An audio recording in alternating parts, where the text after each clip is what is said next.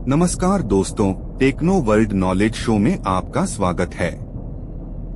दोस्तों, आज हम बात करने वाले हैं P75i यानी प्रोजेक्ट 75 की। दोस्तों, इसके बारे में विस्तार से जानने के लिए हमें कुछ दशक पीछे जाना होगा।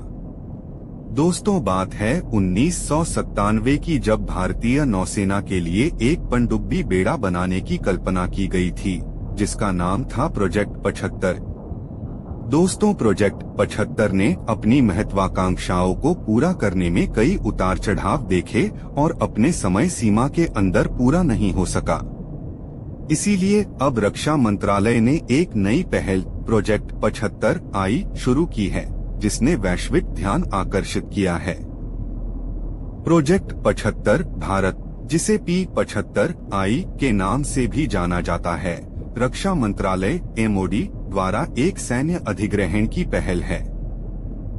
इस पहल का उद्देश्य भारतीय नौसेना के लिए ईंधन सेल और air independent propulsion system AIP के साथ डीजल इलेक्ट्रिक अटैक पनडुब्बियों की खरीद करना है, ताकि भारत की नौसैनिक ताकत का निर्माण किया जा सके और स्वदेशी पनडुब्बी निर्माण क्षमताओं को विकसित किया जा सके। दोस्तों, अब हम थोड़ा प्रोजेक्ट 75 और प्रोजेक्ट 75i के बीच अंतर को जानेंगे। प्रोजेक्ट 75i प्रोजेक्ट 75 का अनुवर्ती है और अपने पूर्ववर्ती के डिजाइन और प्रौद्योगिकी में सुधार करना है। दोस्तों, अगर आपने हमारे चैनल को सब्सक्राइब नहीं किया है तो सब्सक्राइब कर लें और बेल आइकन को दबा लें, ताकि आपको हमारी नई वीडियो का नोटिफिकेशन मिल सके। दोस्तों, प्रोजेक्ट 75 के तहत स्कॉर्पिन जैसी पारंपरिक डीजल इलेक्ट्रिक पनडुब्बियां उन्नत ध्वनिक अवशोषण तकनीक, कम विकिरण शोर स्तर, लंबी दूरी के निर्देशित torpedo, tube launch antiship missile, sonar और सेंसर सूट जैसी बेहतर स्टील्थ सुविधाओं के साथ आती हैं। दोस्तों, हालांकि विद्युत बैटरियां उन्हें शक्ति प्रदान करती हैं, इसलिए उन्हें रिचार्ज होने के लिए हर 48 घंटे में सतह पर आने की आवश्यकता होती है।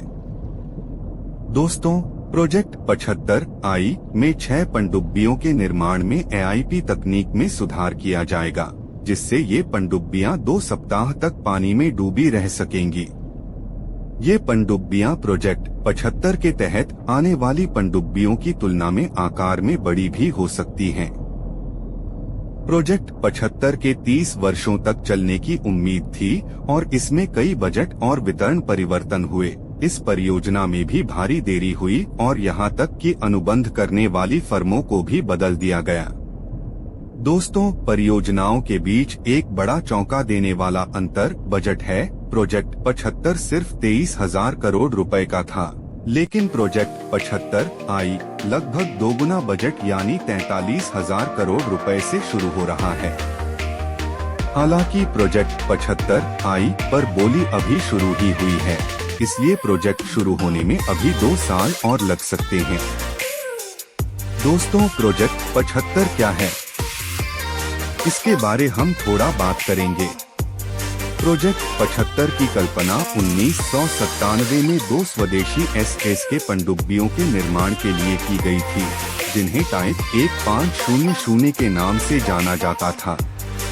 इस परियोजना को रक्षा मंत्रालय MOD की निर्णय लेने वाली संस्था सुरक्षा पर कैबिनेट समिति CCS द्वारा अनुमोदित किया गया था। अप्रैल 2001 में PCSF के साथ सहयोग समाप्त कर दिया गया, क्योंकि भारतीय नौसेना ने एक नई पनडुब्बी डिजाइन स्कॉर्पिन को आगे बढ़ाने का फैसला किया।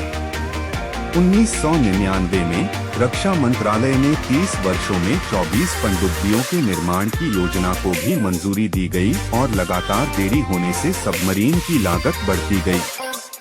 हालांकि 2030 के मध्य तक केवल 6 पनडुब्बियों को चालू करने की मंजूरी दी गई थी और अक्टूबर 2002 में 12,609 करोड़ रुपए की शुरुआती कीमत से अक्टूबर 2005 में अनुबंध को अंतिम रूप दिए जाने पर लागत बढ़कर 18,798 करोड़ रुपए हो गई थी। फरवरी 2010 में डिलीवरी शेड्यूल के साथ कीमत को संशोधित कर 23,562 करोड़ रुपए कर दिया गया था। इसके अलावा एक ऑडिट से पता चला कि 15 पनडुब्बियों में से केवल 7 या 8 ही चालू थीं और आवश्यकता कम से कम 24 की थी। दोस्तों, इसके बाद जून 2017 में दूसरी स्कॉर्पिन खंडेरी अपनी पहली यात्रा के लिए रवाना होने के लिए तैयार हुई और पहली स्कॉर्पिन कलवरी उसी वर्ष बाद में डिलीवरी के लिए तैयार की गई थी। हालांकि परीक्षण 3 को जहाज में कम से कम 35 खामियां मिलीं और यह उस समय नौसेना के बेड़े में शामिल नहीं हो सका। इनमें से 5 पनडुब्बियां अब बनाई जा चुकी हैं, जिनमें से आखिरी पनडुब्बी INS वागशीर को समुद्री परीक्षण शुरू करने के लिए तैयार किया जा रहा है। इसे संभवतः इस साल के अंत तक नौसेना में शामिल कर लिया जाएगा। 2021 में नेवल ग्रुप ने AIP तकनीक के साथ 6 स्कॉर्पिन के एक नए सेट का निर्माण करने की मांग की। यह तकनीक डीजल इलेक्ट्रिक पनडुब्बियों को रिचार्ज होने से पहले 2 सप्ताह तक पानी के नीचे रहने की अनुमति देगी। डीजल इलेक्ट्रिक पनडुब्बियों को सतह पर आने से पहले 48 घंटे तक रिचार्ज किया जा सकता है। इसके अलावा पानी से निकलने वाले मस्तूल और स्नोरकल पनडुब्बी को अन्य जहाजों द्वारा आसानी से पता लगाने योग्य बनाते हैं। 2021 में रक्षा मंत्रालय ने लगभग 43,000 करोड़ रुपए की 6 पारंपरिक पनडुब्बियों के निर्माण के लिए एक निविदा जारी की, जिससे यह भारत की सबसे बड़ी अधिग्रहण परियोजना बन गई। दोस्तों, आज के लिए इतना ही। वीडियो को पूरा देखने के लिए धन्यवाद।